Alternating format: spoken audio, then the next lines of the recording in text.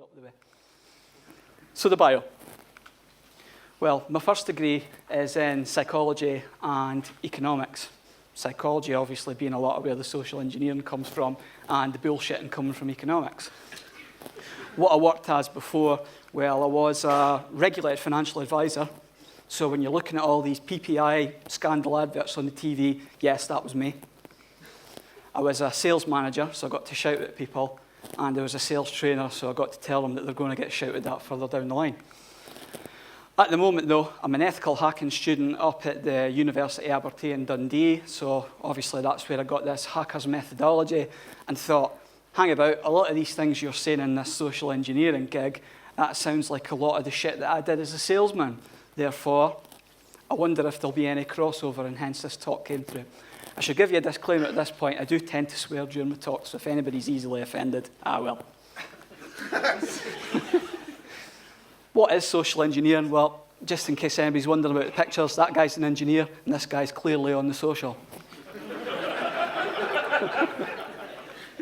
So the online definition of it, this is ripped straight from that great archive that I always refer to, Wikipedia. And it's the practice of tricking a user into giving access to sensitive information, thereby bypassing most or all protection. Yeah, how airy-fairy does that sound?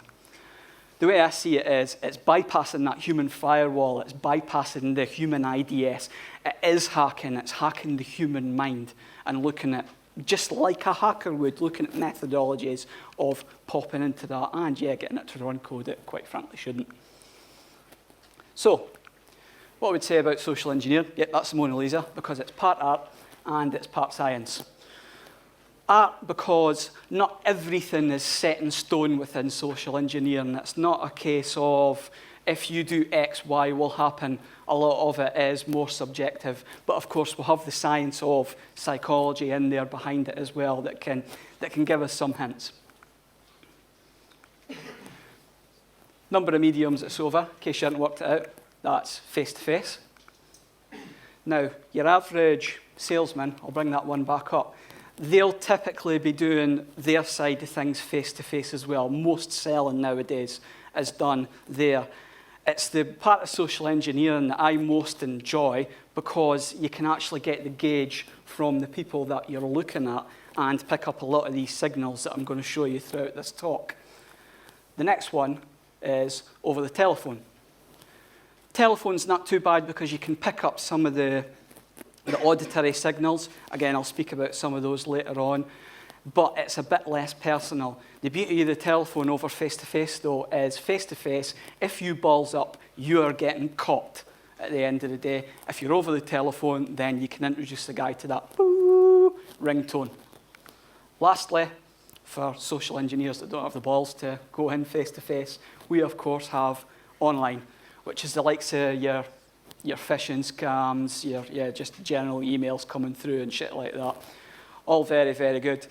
A lot of this psychology, at first when I looked at it, I thought the psychology won't work online. Actually, it does, and I'll introduce you to a bit of that later in the talk. Is it technical? Well, it can go anything from low tech. Your average sales guy isn't coming in armed with a hell of a lot of tools. And it can go right the way up to high tech. I mean, you've probably heard of, like, say, Arduino boards and that. There are social engineers that will program them, plug them in, and use them to input keystrokes and take over computers. So the social engineer nowadays has access to all the hacking tools that every hacker has, whether they be white hat or black hat. Plus, they have access to the psychology side of it as well. So they're bloody well equipped. Speaking of the psychology side, social engineering can use any emotions. It can go from the positive emotions, so things that make people happy, things that make them fall in love, and things like that, up to the negative side of emotions that are preyed on, the likes of fear, fear of authority, even greed, and things like that. What social engineering isn't, a few warnings here. It ain't the Jedi mind trick. It's not just a case of waving a hand over and saying, you will all tick. This talk was excellent on the feedback forum. Sadly, if that worked, it would be great. A thing that was levied at me when I first started talking about social engineering was, yeah, but surely it's just an easier, lazier method of hacking. Yeah, fuck off. It's not reserved for truly gifted speakers. If you follow the process, and I'm going to give you a process today, if you can get a process, use my process, use your own process, plagiarize someone else's process, that's entirely up to you. If you get that down pat and follow that process, trust me, it will work for you. You don't need to have the gift of the gab, as we would put it up north. And lastly, unlike your Nazis there, it isn't governed by any hard and fast rules. As I said earlier on, it isn't do X and Y will happen. So, moving on. Again, some of you might still be thinking, Gav, you're clearly mad, bro. You're going on to talk about sales and you've been talking about social engineering. What in hell? Well, the two terms aren't entirely mutually exclusive, because one thing I noticed from coming from the sales background is a salesman should be equal to a social engineer. The difference between a good salesman and a bad salesman is a good salesman will use these techniques, recognize that they work, and boost their sales. A bad salesman, on the other hand, will be the one standing bitching, going, oh, but that's unethical. Those techniques don't work. Oh, yeah, I've seen something on the television about that not working. Yeah, okay, that's why I earn twice as much as you. Social engineer, on the other hand, has got to be a good salesman because the product that they're selling is concept. And in that, what I mean is, the likes of, I want you to buy the concept that I actually belong here. That's the sale that you're pulling. Or, I want you to buy the concept that I am actually needing your user ID and password. I want you to buy the concept that I am the tech support guy. So, a comparison between the master salesman and the master social engineer, and just a few wee points here. The master salesman, I'll recognize that each and every sale is entirely different. I mean, from the financial services background, if I look at, even looking at the audience, if I got a couple of you guys, I might look at your bank accounts, and you might appear very, very similar in terms of direct debits, debts that you have and whatnot. But when I sit in front of you, you're going to be entirely different. Likewise, your social engineer isn't going to go into a social engineering attack and go, yeah, this is going to be exactly the same as the last one because the company's the same. Nah, nonsense. Salesman has to be able to play different roles. I mean, I've mastered that. I get my wedding ring off with one hand and slipping it in the pocket so that I can also, well, for other reasons, but we'll not go there. Sorry, Lisa. But whenever you're sitting in front of somebody, if they're divorced, guess what? You're divorced too. If they've got 4 kids, funnily enough, you've got 3 kids. The salesman is adept at doing that, or at least the good one is. Social engineer's got to be able to act out a number of different roles. It's part and parcel. A salesman will use a variety of questioning techniques, as will a social engineer. I'm going to go into the questioning techniques in a bit, but you have to recognize that there is more than one type of question, and there are appropriate times to actually ask those questions. Got to recognize that no means no. I mean, you can have a look at me. I'm a guy that's had no said to me quite a bit in life, and yeah, well, if I'd just accepted no as an answer, I would never have procreated and had kids. So there we have it. Social engineer, over and above that, has got to recognize when somebody's given a programmed response. Now, I'm going to give you a very salesy programmed response, but imagine I'm a doorstep salesman. I chap your door. The first thing that you're going to say to me is, I'm not interested. Okay, if I was a computer and went, he's not interested and I'm going to go away, again, I'd have had no sales. This is just something that's been programmed into people to say it's all part of the dance until they actually start listening. Got to be comfortable with awkward silences. I mean, one of the talks earlier on spoke about silence being a good thing, particularly in sales.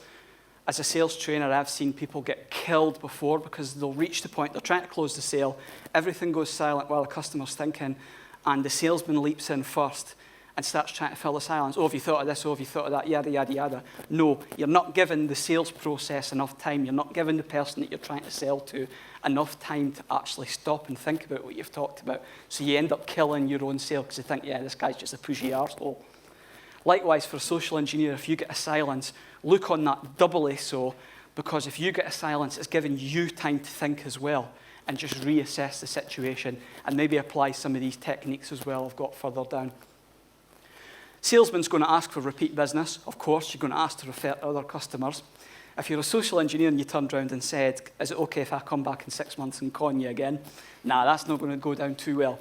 But the way that a social engineer will use repeat business is if you've got security guard Bob and you convince him that you're meant to be there and he's meant to let you through door A, if you can then use him to go to security guard Bill and say, even just come along with you and get you through. Yeah, I'm a wee bit nervous, Bob. Actually, can you come along with me and just tell Bill that I'm okay to be here? You're not then having to sell yourself to Bill because Bob's going to do that for you. Bill trusts Bob, and you're just going to walk straight through. So that's what I mean by repeat business for a social engineer. Moving on to profiling and processing, I couldn't decide whether I'd run you through a sales process, then do the profiling, or do it the other way around. What I found when I was actually nailing it together was it would be far better off to pull the process apart and then stick in the bits of profiling and psychology there. At least it worked better from my angle. So profiling and process gives you maximum win. A wee disclaimer here for you. This is what I use, and the reasons that I use it, works for me. Why wouldn't I use it? It made me plenty of money as a salesman, and it's transferred over to social engineering. And the big disclaimer there is you might not agree with everything that falls within this, but, well, at the end of the day, as you've probably worked out, you're entitled to your own opinion, and, yeah, I'll give you the salesman angle. Your opinion is valued. So the sales process for you in a nutshell. We start off with prospecting the target. We then move into the initial contact and needs identification. We'll go into the sales presentation, close down the sale. A lot of you have probably heard that term. Objection handle, if you get any objections. Now, 3 to 5 are circular because what you'll find is you might try and close the sale and get an objection. You knock the objection down. You might go back and try and reclose the sale, or you might have to go right the way back to the presentation because, frankly, you've ballsed up and missed something, and that's why the guy's throwing objections at you. So starting off with prospecting the target. Rule number one, know your target. And in terms of selling, if you get a crap salesman in front of you, they will say to you the most important part of it is the close. I'm a fantastic closer. Yeah, well, bully for fucking you. What I do is I pour in the research before I'm even standing in front of a customer, or if I'm doing an attack, I pour in the research before I do the attack. Because it's without direct contact at this stage. I'm not standing in front of you. I'm not picking up the phone. I'm using things like Google, Facebook, MySpace, Bebo, all that crap. I'm pulling it into something like Maltego, which, believe me, I don't know how many of you have used Maltego, but if I'd had Maltego when I was a salesman, I wouldn't be standing here. I'd be sitting in the freaking Cayman Islands with the amount of money that I'd have made. But there we have it.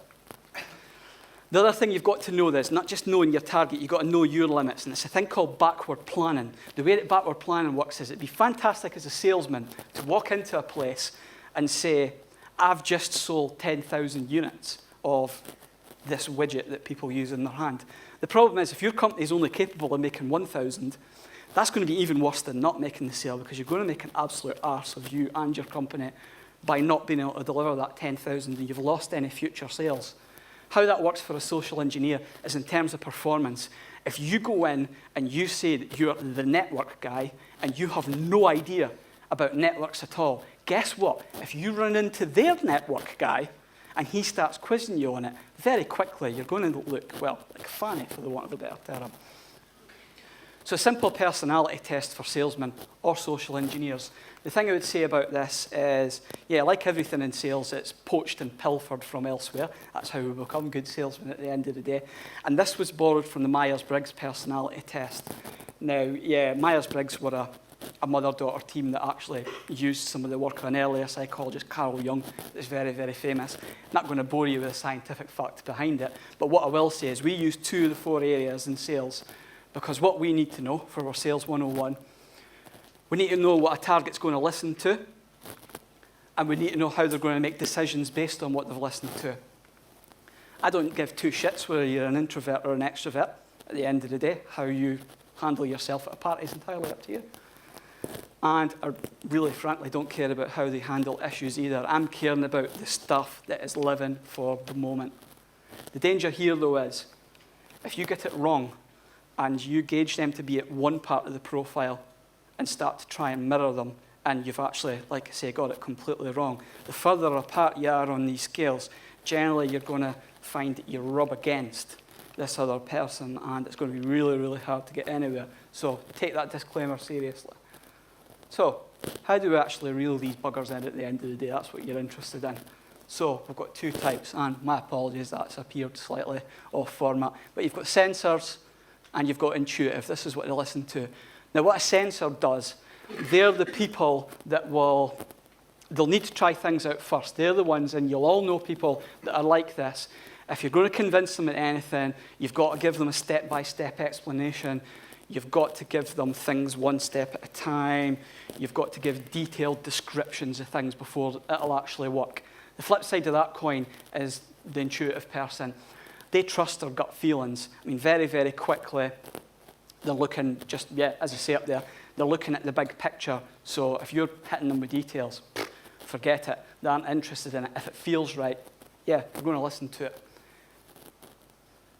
Your sensor, the type of question that they'll ask you, so looking at language as a gauge, they're going to ask you what something is and how it actually works, whereas an intuitive person is going to ask you, well, why? Why should I care? How do you make decisions? You've got, on the logical side of things, the thinker, and again, like the intuitive person on the sort of more airy-fairy side of things, the feeler.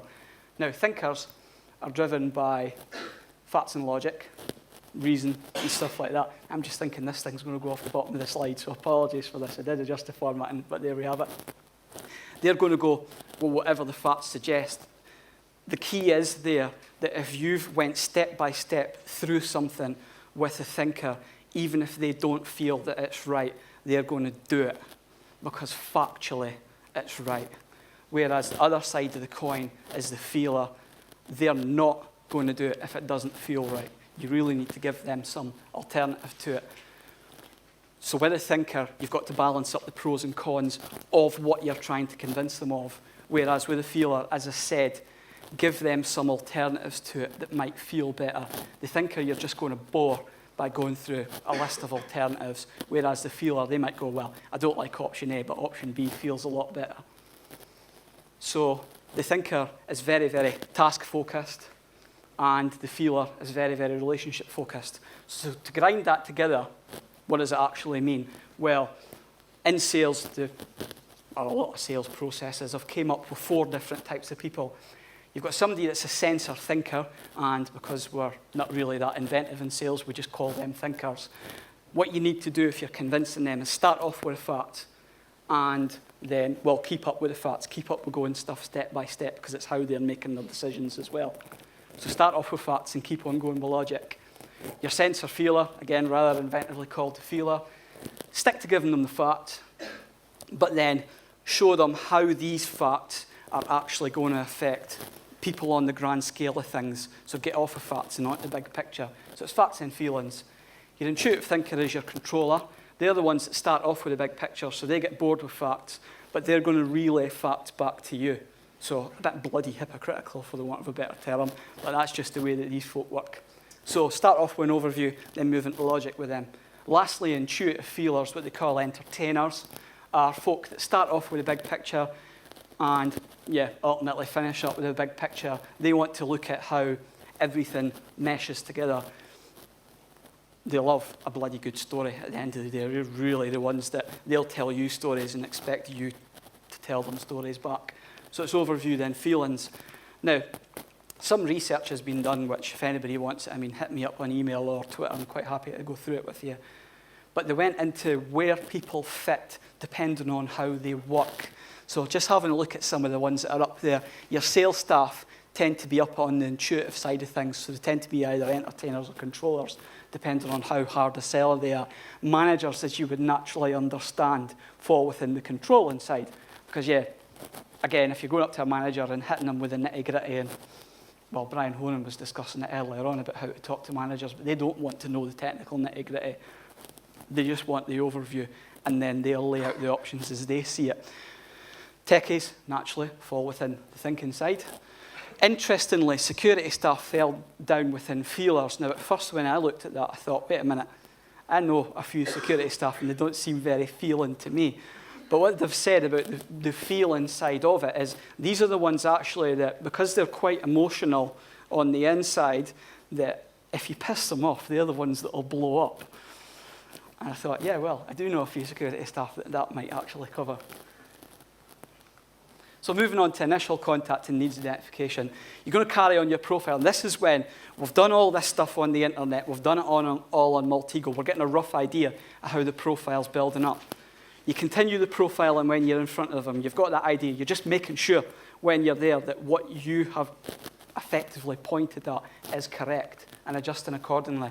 You're going to work out the needs of your customer or target next, using the appropriate questioning techniques that I said we would touch on earlier on. You've got to watch and you've got to listen. And I'm going to show you what you need to watch and listen for. So please watch and listen. So questioning techniques. First type of question is an open question. When you use an open question is when you're wanting the target or the customer to speak to you. Now, the way to remember what an opening question is dead easy. Think of a set of rugby posts. So you've got the hitch, and then you've got a load of bums sitting on it, because it's how, what, where, why, when, and who.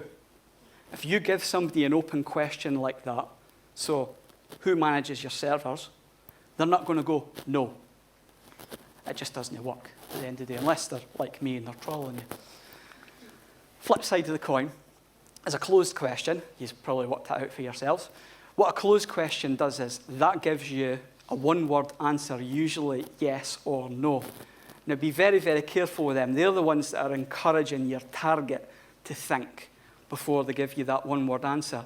But if you use it too early in the process, you're snookered. Would you like to buy my little handheld widget? No. I really don't have anything to work with there. I should have asked some open questions beforehand. The other side of the coin, we've got leading questions. Now, you'll probably know what a leading question is. Every salesman uses them. That's when they're actually answering the question, isn't it? They're leading you down that line of yes, yes, yes, yes, yes.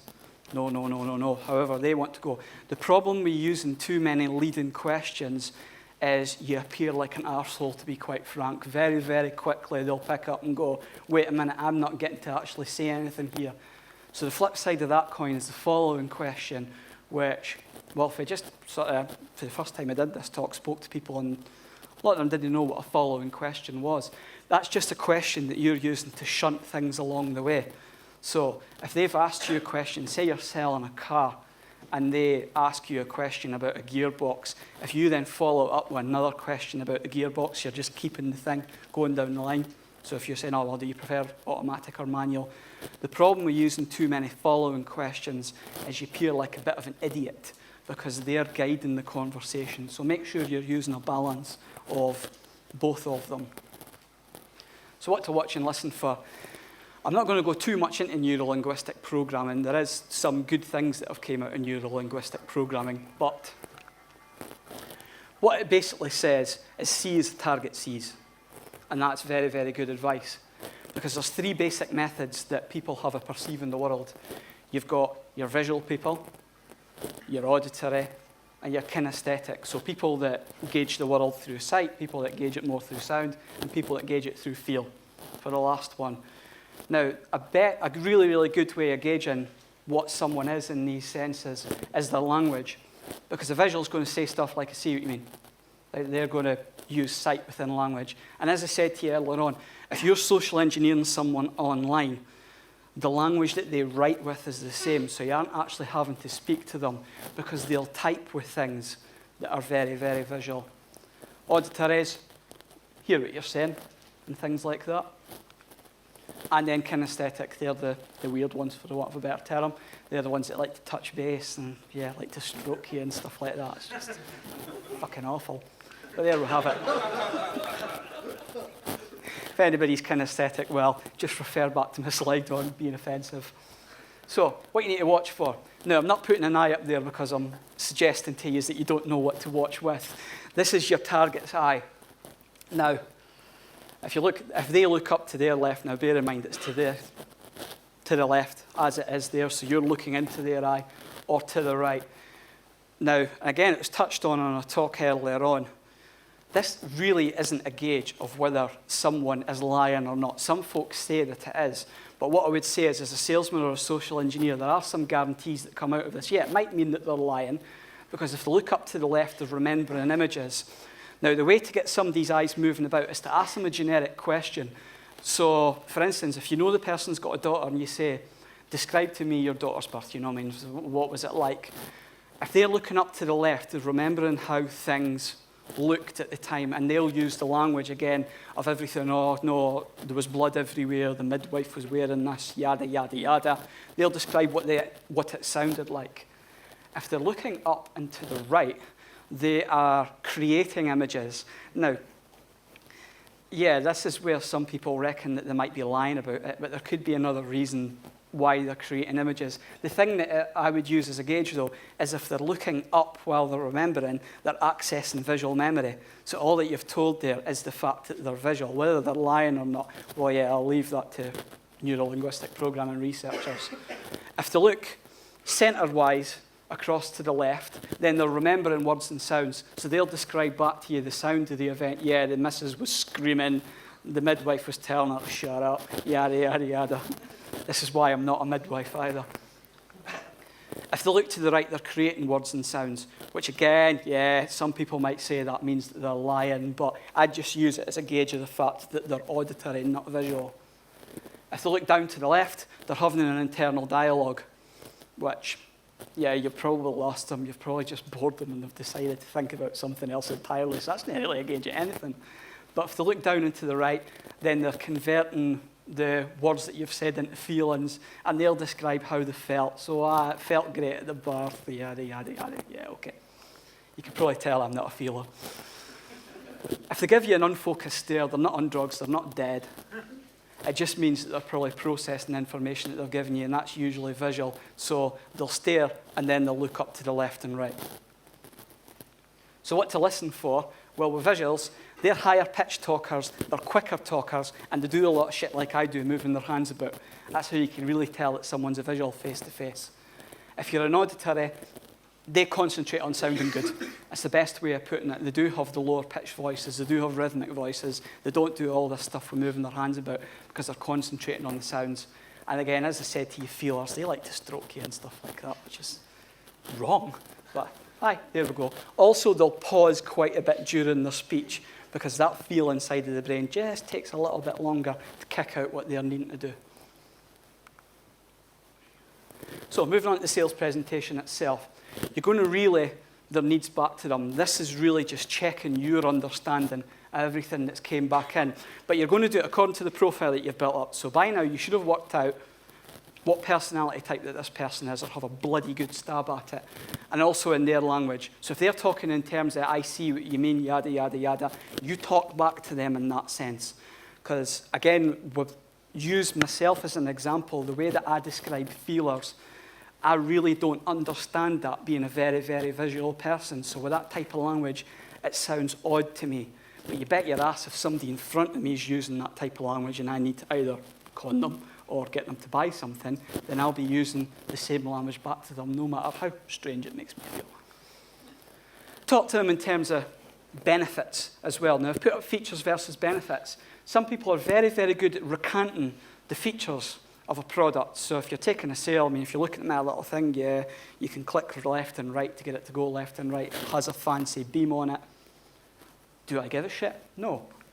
If you go to the benefits that it has, though, oh, Gav, so you're a visual person, you like to point at things with your beam. Yeah. Or if somebody's trolling you in the crowd, you can blind them with a laser. That's benefits. Agree on the needs with them. Now, two things I'm going to look at. In sales, we call this skiing downhill. It's a contrast effect. I'm going to talk about that. We also look as well at if there's slight adjustments to things. And this is actually where the slight adjustments is where a lot of people fell into this PPI trap that you're seeing on the television at the moment. For the short and simple reason, well, yeah, we'll have a look at the reasons in a minute. Actually, I'll not spoil the surprise. So the contrast effect. The order of presentation of things is vital. If you take anything away from this slide, that's it. Nothing to do with the seal that's got the bucket. But what you need to do is, like Mr. Seal there, you need to get a bucket. You then need to get another 2 buckets. Fill one up with cold water. Fill one up with hot water. Not too hot, mind, because then it come crying to me when you burn yourself. And then fill one up with lukewarm water. If you put one hand in the cold bucket, one hand in the warm bucket, and then take them out and put them both into the lukewarm bucket.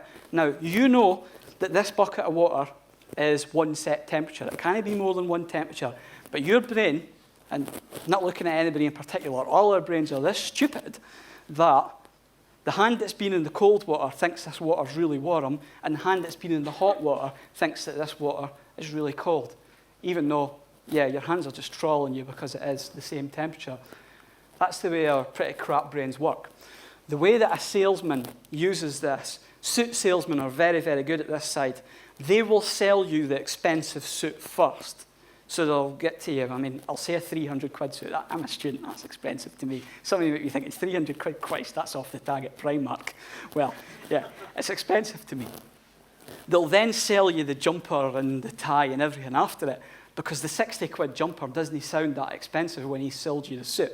If he tries and do it the other way around and he's convinced you to buy a 60 quid jumper, he's got a bloody hell of an uphill climb to sell you a 300 quid suit, even though the 300 quid's exactly the same in each scenario. Social engineer. Go from a big request to your real request. Now, an example I would give of that is if you're coming up to security and you're carrying the box, and it doesn't go like they say in the books. They don't just open the door and let you go straight through. The guy does decide to challenge you. Then ask him, oh, mate, well, could you carry this box through for me? Now, naturally, if you ask me to carry a box for you, I'm going to tell you to piss off. But if you then say, OK, Gav, that's fine. Could you just open the door and let us through with the box? Bang. The request is to get through the door. If the guy will carry the box for you, then, hey, fantastic, he carries the box and he walks you through. So, yeah, win-win. Heuristics. Now, this is to do with the autocorrect facility in your brain. And when I spoke to other hackers about this, they thought this was fantastic. No, this is not fantastic. This is a representation of why our brains are fucked up. And I'm going to show you right now. Any one of you will be able to read, assuming you can read English, which I dare say you can, any one of you will be able to read that. And I'll read it out to you just to prove I can. It says, according to research, it doesn't matter in what order the letters in a word are, only that the first and last letter be at the right place. This is because the human mind does not read every letter by itself, but the word as a whole. That is not fantastic that I can read that, because that means that my brain is able to autocorrect that and tell me, oh, this is the way that it was actually intended. A computer wouldn't read that. A computer wouldn't be fooled by that. You're probably thinking, well, when are you going to stick something in front of them that's got really mucked up words on it? That's not a lot of use. Think about, though, an ID badge. If your security guard in your organisation is looking at hundreds of IDs coming through every day, then even if the social engineer's done a shit job of his security badge and it looks something like it, the autocorrect facility in the security guard's brain is just going to tell him, yeah, that's okay. I mean, as long as if your security badges are blue and he comes in with a purple one, yeah, it's fucked there. He should have done a bit more research. But if it's slightly off, that wee autocorrect's going to kick in and go, yeah, fair enough. The other one is a document with some favourable additions in it. This is why yous all fell for the PPI scandal, because people were just ticking a box to say you'd take PPI. You were so focused on getting the loan or the mortgage itself that, yeah, ultimately that extra little addition at the bottom, your brain just went, form's fine. So moving on to the close of the sale. Quick check of the time in there. First thing you've got to do when you're getting down to the close is you've got to interpret if they're giving you any buy-in. You can't move on into a close if they're not giving you a buy-in signal, because guess what? They ain't ready to buy. So you need to keep on doing the presentation. Verbal representation that they're ready to close, they're pretty much telling you that they're ready to close. They're asking whether they can have it in a colour. They're asking whether they can have it delivered this week or next week. That's a pretty good indication that they want to buy from you. You'll also get some non-verbal representations, and using a famous influence expert there, when you look at him, he's sitting facing forward, he's smiling. Somebody's like that, yeah, the chances are they're getting ready to buy from you. If they're leaning back, frowning at you, looking like, pfft, then if you're going to try and close the sale there, oh yeah, then you're a better man than I'm going to be. Oh, sorry for the formatting there. Use an appropriate close. A couple of good closes that are in sales. The first one is what they call an assumptive or a command close, and that is where you are just telling them. So you're putting the document in front of them and say, yeah, just pop your signature at the bottom of that. You're not asking for the business. You're not giving them a route out. You're not saying, oh, would you like to do business with me, yes or no? Because then you're just giving them an opportunity to say, no, I'm sorry, but that's just the way it is in sales, and it's the way it has to be in social engineering. Wait a minute, that formatting's ballsed up there.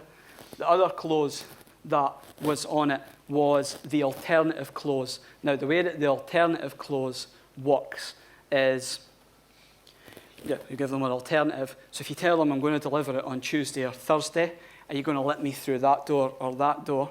Nowhere in that part of the conversation have you said, are you going to let me through the door?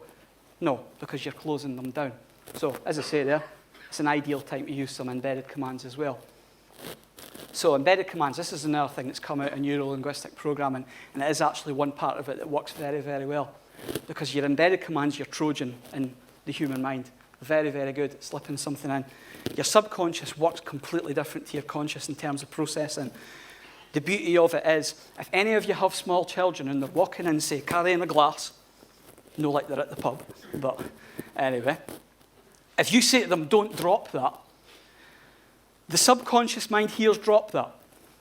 So, naturally, it's their mum or dad that's asked them, they agree and drop the glass. Just as it's fallen out of their hand, the conscious mind then kicks in and goes, yeah, that don't bit actually made sense, as the glass smashes across the ground. So, you then give the child a bollocking. You should actually be giving yourself a bollocking, because guess what? You told them to drop the fucking glass in the first place. So, Gav's guide to embedding. First thing that you do before you do the embedded command is you pause before it. And I don't mean a pregnant pause. You don't wait for 5 minutes. You just give a slight pause. Otherwise, you're going to sound a bit weird. You talk louder at the embedded command. And again, you don't go, I want you to, or anything like that, because you're going to look a bit weird. Just slightly louder. It takes a bit of practice. Adopt a command tonality. Now, the difference between a command tonality, if I was to say, would you like a cup of tea? It goes up the way, because it's being asked as a question. Whereas, would you like a cup of tea? Boom. It's going down the way. It's a command for it. So even though consciously they're not processing the fact you've just told them to do it, subconsciously it's coming in as, oh, okay, I'd better do that. Because, yeah, humans like to be told to do things. Sorry, folks, but it's true. Pause after the embedded command, just making sure that you're getting in there. Inject command into an innocuous statement, not using the word innocuous, so that's a bit of a tongue twister. And then add in your command verb. You've actually got to tell them to do something. Don't try and do an embedded command and don't put a bloody command in it at the end of the day, is what I'm saying to you. So use things like do, get, recall, buy, and stuff like that. And then, boom, fire away. Examples, one from sales. Good thing about your subconscious mind as well is it can't spell. So if you're saying buy now, they're hearing buy, as in buy now. You'll know you want to place, you'll know if you want to place an order. So you've told them there to buy and to place an order. Social engineer, yeah, well, I don't expect you to let me in right away. You're telling them to let you in. Moving on to the last bit of the process, you've got objection handling. Now, people get frightened of objections. Don't be, because this is the thought train of your target. If you've asked the right questions, again, as I said, if you've not asked the right questions and they just say no, you've ballsed up somewhere, because no tells you nothing. If they give you a measured objection, it's giving you an idea, okay, what are they actually thinking about? What is the barrier here? So you've got two different kinds of objection. You've got one that's a sincere objection, and it's a reasoned consideration. There is actually, yeah, there's a bloody good reason why they're objecting to it. And, yeah, genuine. Sort of like, yeah, well, I would like it in black. It's an objection, and I've just pretty much told you why I'm objecting to it, so you can probably guess, well, yeah, if you can supply it to me in black, the chances are you've overcome my objection. An insincere objection is something that will mask something completely unrelated. It's usually that they're punching above their weight. I mean, they're telling you that they're in the market for a house, and quite frankly, they've not got a pot to piss in or a window to throw it out of. They can't afford it. So they'll throw shit at you that just completely unrelated objections. So if there isn't really a hook in there, the chances are, well, as a salesman, you'd want to ditch the sale as a social engineer, that could be dangerous if they're throwing objections like that at you, for the short and simple reason they're probably just trying to stall you while they think, what the hell is this guy doing in front of me? So they're throwing any old shit at you while they go through their thought process. Because most people won't troll you like that on a day-to-day basis. I know there's a few in the audience, but I'll point those members out with a pointer later on. So, to actually deal with the objection, golden rule here, and again, I fell foul of the formatting, is don't ever dismiss an objection. Listen to it is the first thing you need to do. The thing that you then fire back at them is what I would call an understanding statement. So say, yeah, I really see where you're coming from the fact that you want it in black. You've then got two things that come from primarily financial sales, but I have seen it used elsewhere for objection handling, and it's acronyms. We all love acronyms, especially in this industry. And it's SPIN and PEGI. Both are pretty much the same, but what SPIN does is you relay the situation back to them. So you're wanting to, let's just say, life insurance is a good one. Nobody likes buying life insurance, but I like selling life insurance, and I want you to buy life insurance. So the situation that I'll paint to them is, yep, you've got a mortgage. Yeah, that's the situation. Problem is, if you drop dead, your missus can't afford to pay the mortgage. Implication question then comes after that. Well, yeah, how would you feel if your missus gets kicked out of the house, your kids get kicked out of the house, and they're destitute and in the street? If they tell you they don't give a shit, yeah, well, at least you tried. It's probably me standing in front of you. You then relay that final need. So what you're saying to me is the fact that you see it as a problem that your missus is getting kicked out in the street. I've told you that that's the fact that you don't have life insurance, so you need life insurance. So you've just spun them. The other one is PEGI. You start off with a problem with PEGI. I'll not go through that back again. It's the same as in SPIN. Describe the effect of that problem to them. Again, this is sitting out in the street. What would they have to give up? Well, yeah, you'd probably have to, if you went back home to your wife and told her that you don't give a shit if she's getting kicked out in the street or not, chances are you'd give up the missus and kids. And how would that affect you? Well, yeah, getting kicked out in the street again is probably quite harsh. The other one that this all spanned from a thing called feel, felt, found, and that's a nice, easy one to remember. So just saying to them, well, I appreciate the fact that you feel that you don't need life insurance. Other people felt that they didn't need life insurance. And what they found was, when I then killed them, yeah, they could have done with some life insurance. So, moving on, we're getting close to the end of it now. Some defences against social engineering. Now, what the bad guys are actually thinking here, and this is where I think that we're failing as an industry with regards to defences against social engineering. They're thinking if the weak link is humans, then exploit humans. Yeah? Makes sense? Otherwise, exploit some other shit. Makes sense to me. Then why do we not have an actual, proper, set framework for defending against this type of attack? I mean, I've looked about. There are a couple of things out there that are saying that, yeah, maybe you could talk about doing this, that, and the other. But there's nothing set in stone. There's tons of stuff about defending web apps. There's tons of stuff about defending every other kind of app.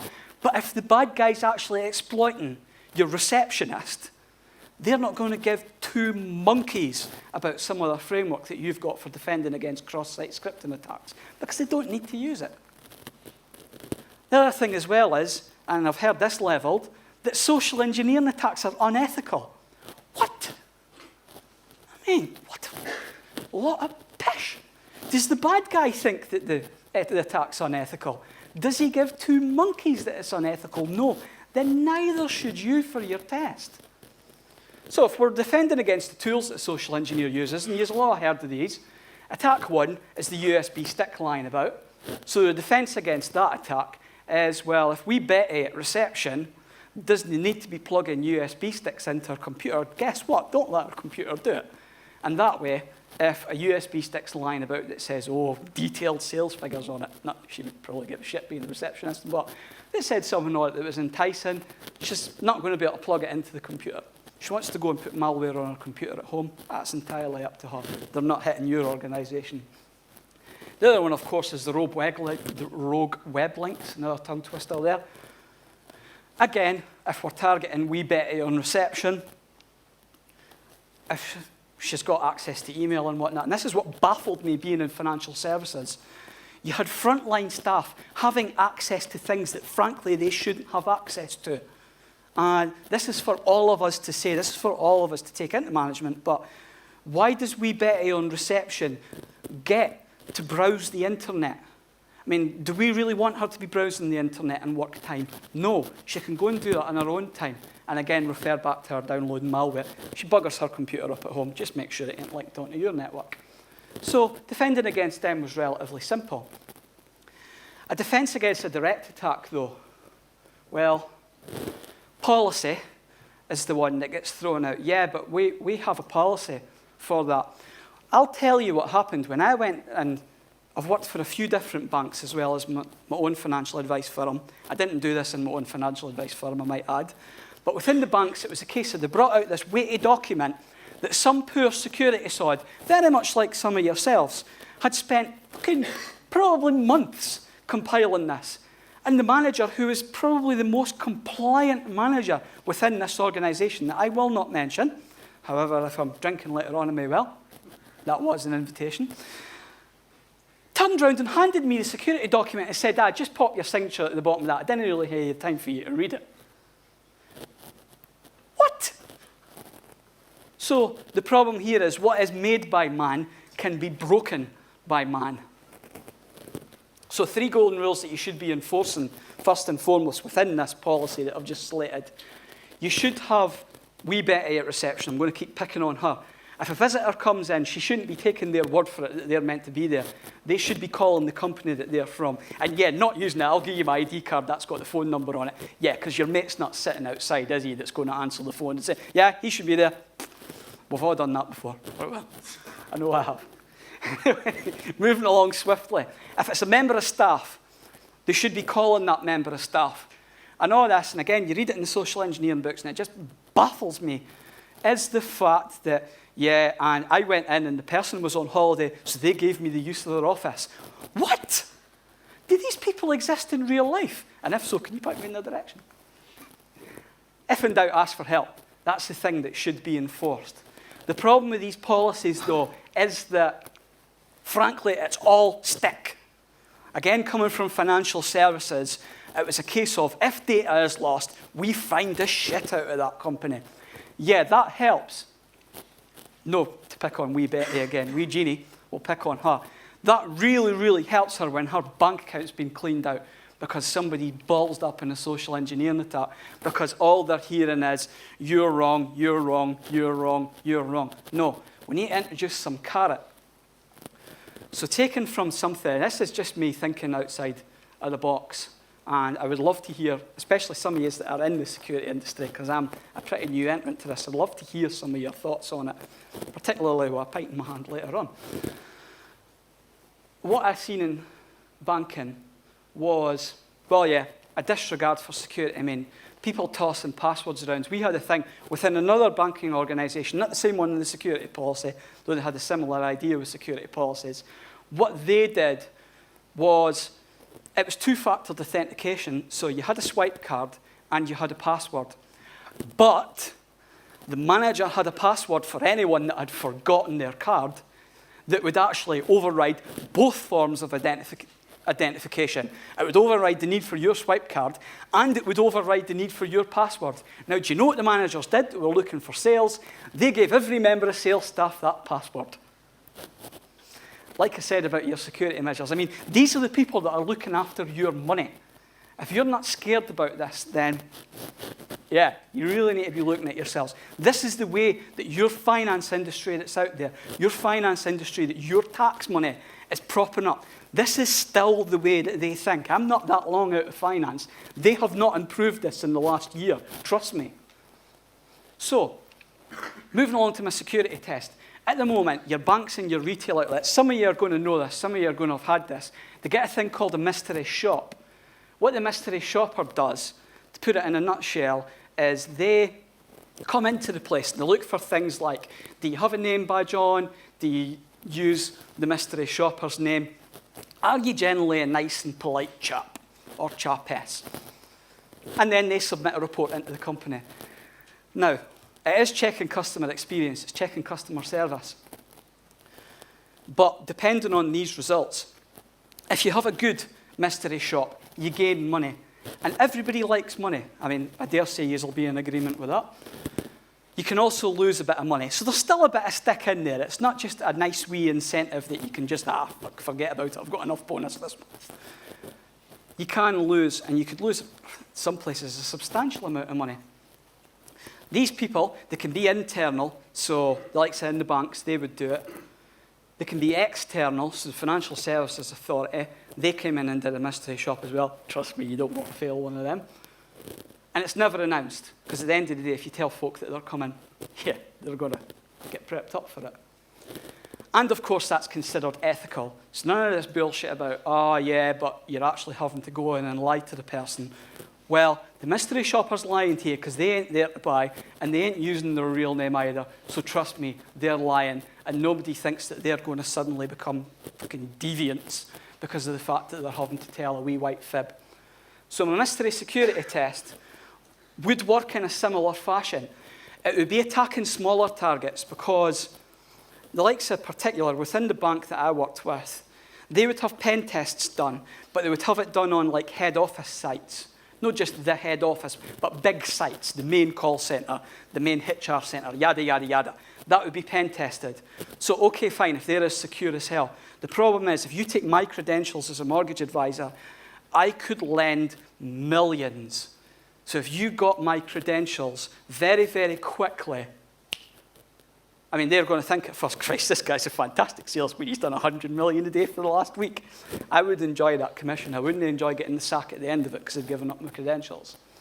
So your secret security tester would go into your branches, your retail outlets, the smaller angle of your business, and they would be tasked very much like a pen tester, but on a smaller scale, to go in there and fish for as much information as they can. So can they pick up passwords attached to screens?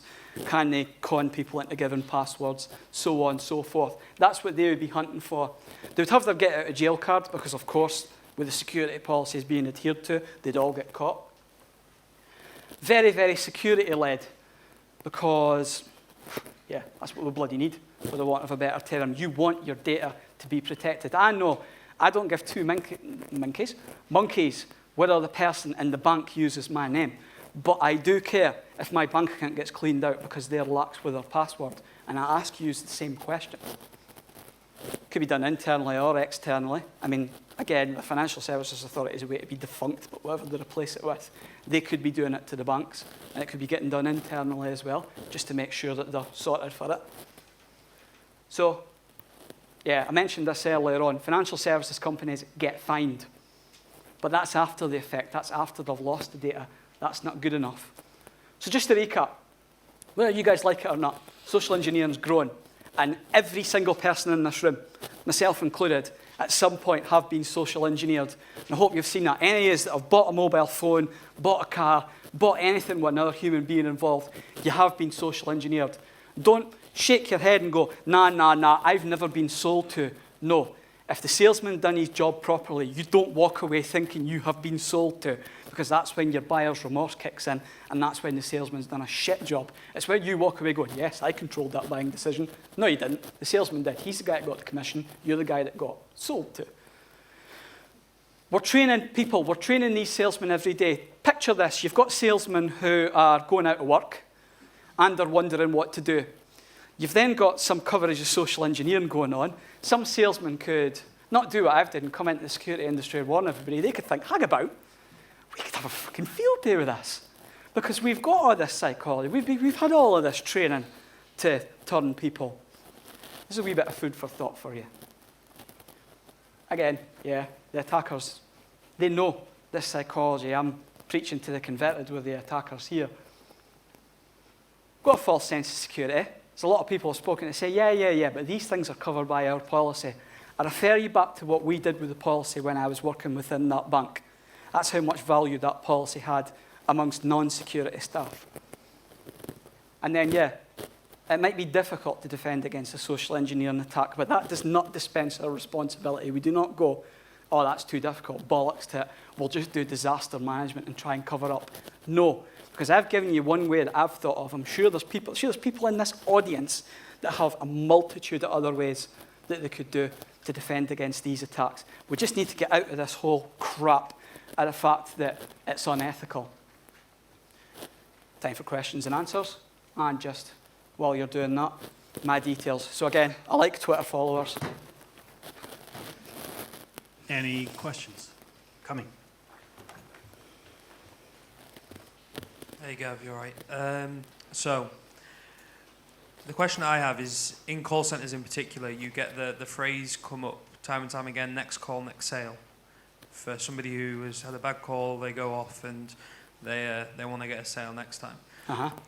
In social engineering, what signals are you looking for in terms of moving on to the next person, or knowing that it's not going to work, and what do you do to get out of there peacefully?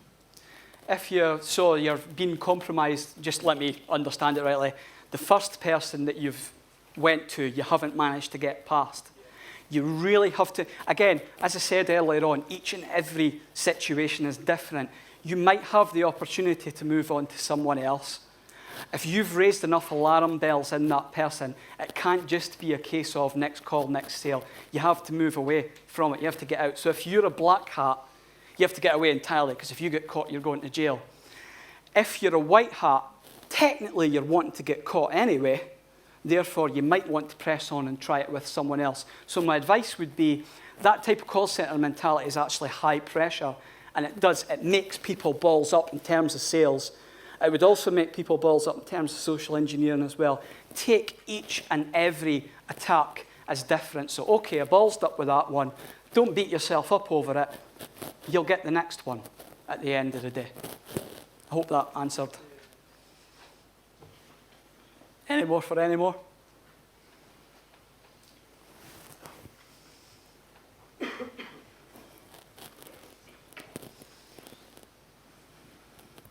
I just had a question about using social engineering internally. So, like getting your server team to patch Sorry, their buddy, servers. I can't really hear you down here. My hearing's not too great.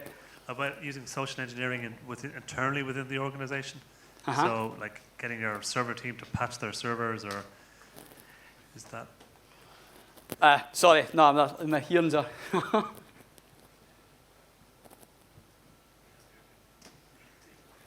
That's my fault, buddy. My hearing's a wee bit out. Using social engineering internally to get a new web team to patch their servers or something.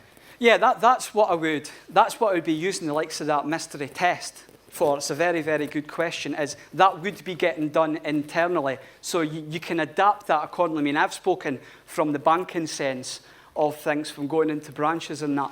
But that smaller test, it could be targeted against that web team. So that's more where your online things would come in terms of spear phishing and stuff like that. You could use that to try and get them to patch the servers. But certainly, yeah, social engineering could be used to encourage them to do that. Like any type of penetration test. I mean, web servers can get hit by hacks.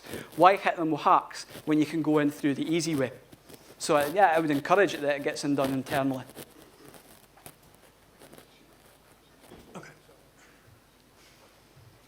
I just remember that another question. Penetration testing, there is a lot of things out there now, well, specifically for application security, like DVWA and things like this. Now, social engineering obviously is a bit different because it requires human interaction. How would you explain to somebody who's interested in learning about social engineering? How would you get them to a point where they can practice without doing something that's either illegal or, will get them in trouble? In terms of, that's a very, very good question. In terms of practice, I mean, to practice what I preached, a lot of where I got this from was from selling. So, I mean, if they get some angle of good sales, you could get a good sales trainer in and teach them a thorough process, and then work with them to convert that. Once the sales trainer's gone, work with them to turn that into a social engineering process. So in that sense, you'd be using the likes of role play and things like that. Nobody likes them, but they do boost up sales if somebody's went through a role play, because that's the times to make the mistakes. So again, role play and the like should be used within social engineering as well. So if you've picked up something completely and utterly wrong within the role play, that's the best time for it to drop. Rather than, if the guy walks into the pen test and gets made like that, that might be because they were a shit pen tester, as opposed to being made by the security policy. You don't want them to stick out like a sore thumb, so give them that opportunity through. Yeah, just what we would have used in sales role plays and stuff like that. All right. I think we had one down here as well. One more. Yeah, I think the guy down in front here. That was almost my question, actually, but I suppose it All right, no, sorry. probably got another one, just quickly. I come from a financial services background as well, and I know that one of the issues we had was getting management to buy into the real threat these sorts of attacks can actually provide. How would you say that sort of can be sold to management? Because I know, like my building, for example, is very, very vulnerable through reception and stuff like that. And you can talk to managers about it, but until you can kind of sort of articulate a threat to them, they don't really understand the value that you're trying to sort of give. Very, very good question. Well, firstly, that was where my mystery security test was born from, because managers don't see the value of the mystery shop. They just know that they have to do it. They hate it, but they boost up their staff. They bollock people that aren't wearing name badges, that don't call customers by the name 3 times, because they know the manager's pay packet is hit the most by a mystery shop failing, and benefits the most by it passing. Therefore, if you're wanting management to buy in, again, affect their pay packet, buy it, just say to them, look, the company is running this, sell it to them, use one of the salesmen that's getting laid off, give them a job to sell it to them, why they should be doing it, but then just lay it down to them and say, yeah, well, look, if you don't do it, if it's a real attack, that's dangerous, but make no mistakes, if you don't do it during one of our attacks, you are going to lose money. And managers don't like losing money, so you best bet their ass that they'll be kicking arses out on the branch floor or in the web team or whatever, and making sure that that's getting done. And if you just keep hammering against it, I mean, a mystery shop's generally every month. I'm not saying that every month would be for this security test. We'd have to work out how often it should be done. But it certainly should be often enough that they're worried that every next customer coming into the branch is either a mystery shopper or a mystery security tester, and that they might lose money if the ball's up with them. All right. Just one last question for me, 30-second answer. Okay. Social engineering requires deception, yes or no? Nah, no comment. Nah, everything in life requires an element of deception, let's be brutally honest, whether it be white lies or black lies. So. Thank you very much.